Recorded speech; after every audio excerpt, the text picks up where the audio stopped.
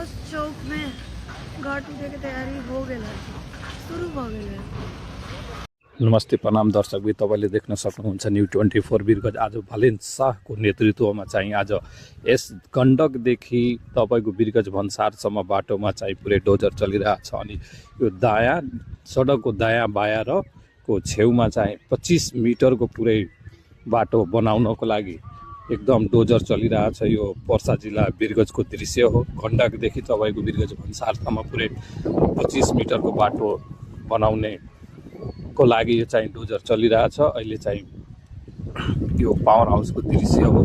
तपाईँले देख्न सक्नुहुन्छ अहिले पावर हाउसमा हरेक ठाउँमा पनि त्यहाँ चाहिँ डोजर चलिरहेछ, त्यो अवस्था हो। अहिले एकदम तनावग्रस्त छ यहाँको पुलिस प्रशासनको नेतृत्वमा र बाले सरकारको नेतृत्वमा यहाँ चाहिँ जुन डोजर चलिरहेछ 25 मिटरको बाटो बनाउनको लागि। यहाँ लाखौँ जनसङ्ख्या पनि हेर्न सक्नुहुन्छ। कस्तो लाग्यो हाम्रो भिडियो?